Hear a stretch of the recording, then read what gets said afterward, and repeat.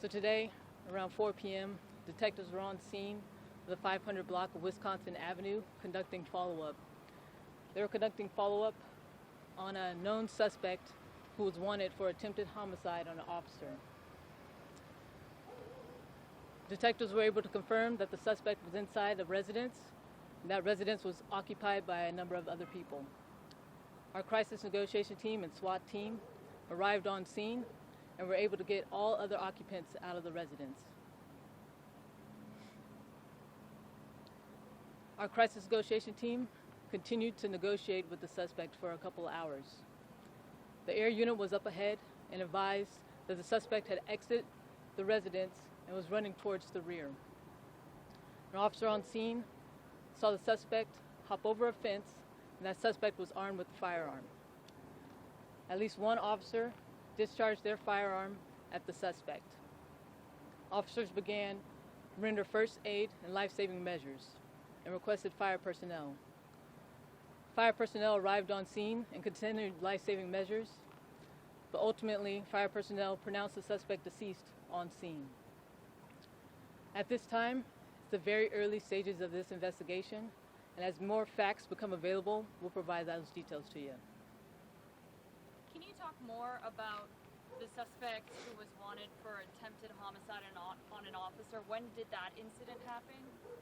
So the details surrounding that incident, we'll be providing a press release in a couple hours when we can confirm that the identity of the suspect will be confirmed by when next of kin is notified by the coroner's office. Do we have an age for the suspect?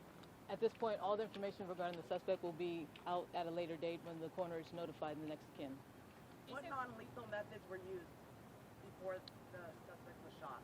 The suspect was seen hopping over the fence armed with a firearm, and those details surrounding the incident will be out at a later time. What de-escalation methods were taken to disarm him without murdering him? All the facts surrounding this incident will be out at a later time as they become available to us. Can you say whether this was a man or a woman? It was a male suspect. Did he ever point the weapon at officers? Those details will be coming out at a later time. Sergeant, was it a male adult? It was a male adult, yes, sir. How many officers discharged firearms? At least one officer at this point. And like I said, as more details come available, we'll be providing that to you.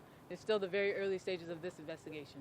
Were the people in the house, were they family members of the victim? The information regarding the individuals in the house will be provided at a later time.